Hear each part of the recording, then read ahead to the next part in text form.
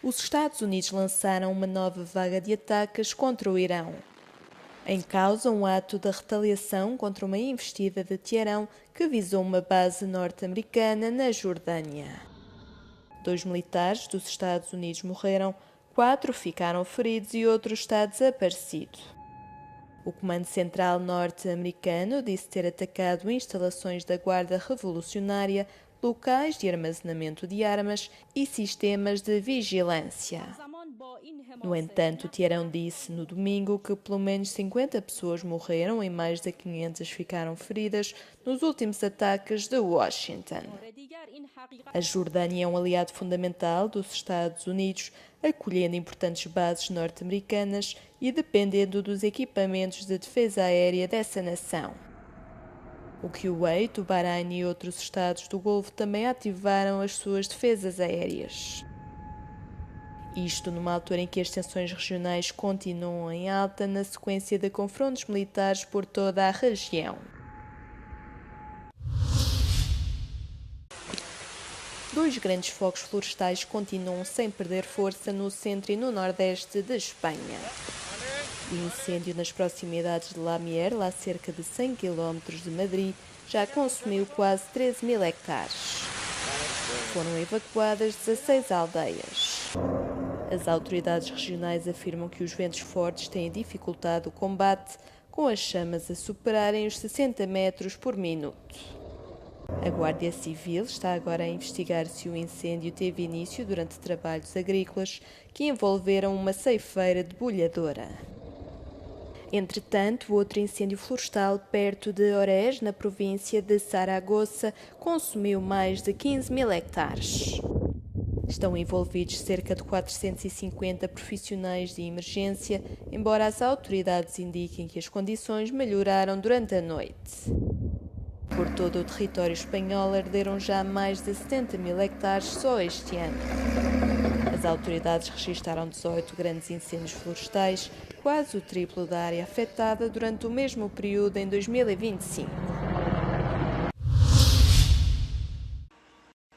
Pelo menos uma pessoa morreu e 16 ficaram feridas nos mais recentes ataques russos contra a Ucrânia. De acordo com a Força Aérea Ucraniana, Moscou lançou 41 mísseis e 125 drones, a maioria dos quais direcionados para Kiev e a região circundante.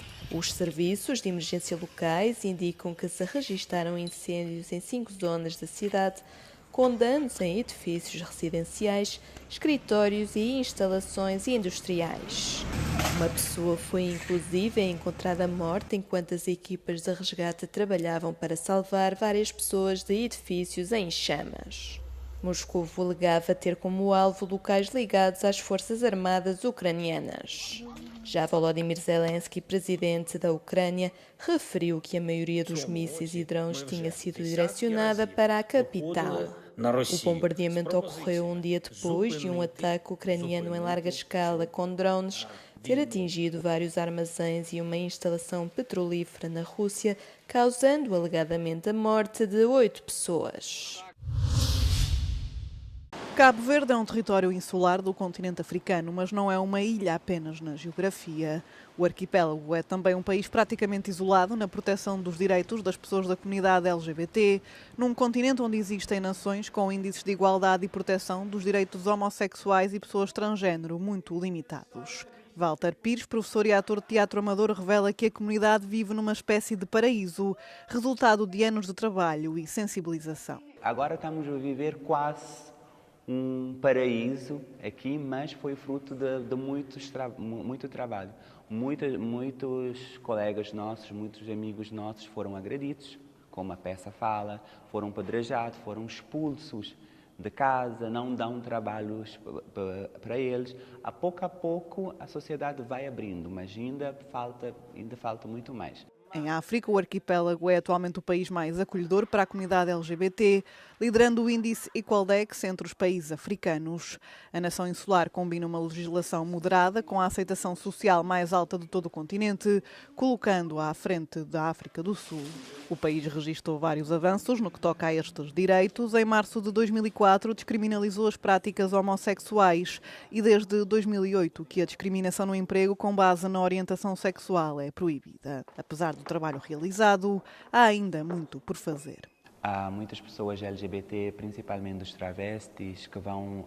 A peça também reflete isso, que vão pedir trabalho nas lojas ou em algum lugar. Eles não dão trabalho para eles só porque eles são travestis. Eles dizem, ok, tu queres trabalho?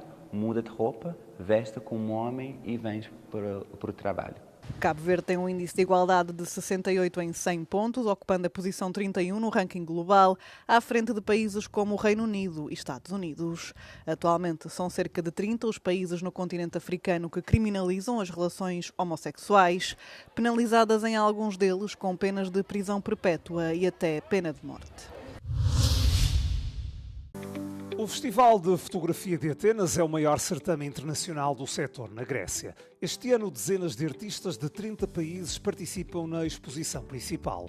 Com foco na prática fotográfica contemporânea, são explorados alguns dos grandes desafios do nosso tempo. Através de obras que abordam preocupações sociais, políticas e interculturais, o evento convida à reflexão. Δεν υπάρχει μια κοινή θεματική, όπου όλες οι εκθέσεις και τα έργα που παρουσιάζονται ενσωματώνονται σε αυτήν.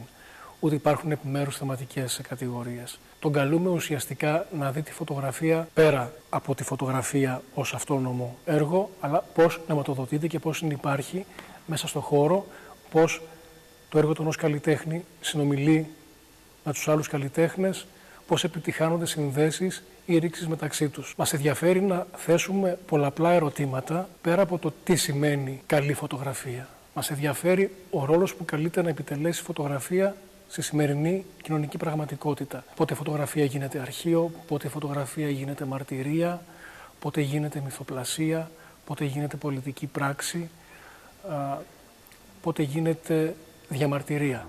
Há também iniciativas que funcionam tanto durante o evento como ao longo do ano. É uma forma de apoiar artistas emergentes, promover práticas fotográficas e editoriais, reforçar ligações ao ambiente urbano e incentivar a investigação artística. Além da exposição principal, há um programa público dinâmico de exibições, atividades educativas, palestras e visitas guiadas, sempre em linha com os avanços tecnológicos. Η φωτογραφία είναι από τη φύση της ένα ανήσυχο μέσο. Είναι άρρηκτα συνδεδεμένη με την τεχνολογία και καλείται διαρκώς να ενσωματώνει ό,τι αλλαγές αυτή επιφέρει. Και κατ' επέκταση και οι ίδιοι δημιουργοί που καλούνται αργά ή γρήγορα να πειραματίζονται και να ενσωματώνουν στην πρακτική τους τις νέες τεχνολογίες. Αντίστοιχα, το φεστιβάλ καλλιεργεί αυτή τη συζήτηση. O festival é organizado pelo Centro Helénico de Fotografia. Decorre no Museu Benaki até 26 de julho.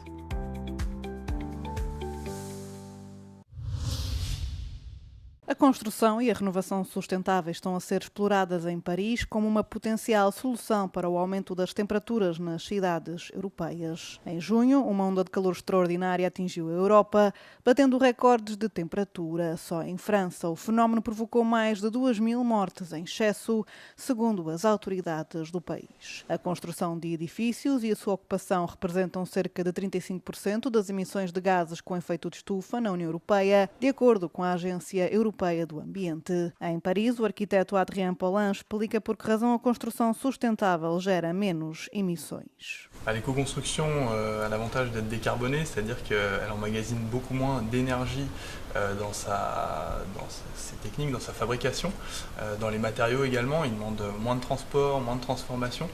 Et donc effectivement, ça permet de répondre notamment aux engagements pris pour l'accord de Paris. A agência afirma que os edifícios representam 42% do consumo de energia no bloco, grande parte destinada ao aquecimento e à refrigeração, tornando a concessão dos edifícios fundamental para a poupança energética. O exemplo disto é uma biblioteca construída em 2025 nos arredores de Paris, que permaneceu aberta durante a onda de calor de junho sem ar-condicionado. A diretora da biblioteca, Simone Weil, descreveu as condições no interior do edifício durante todo o fenómeno.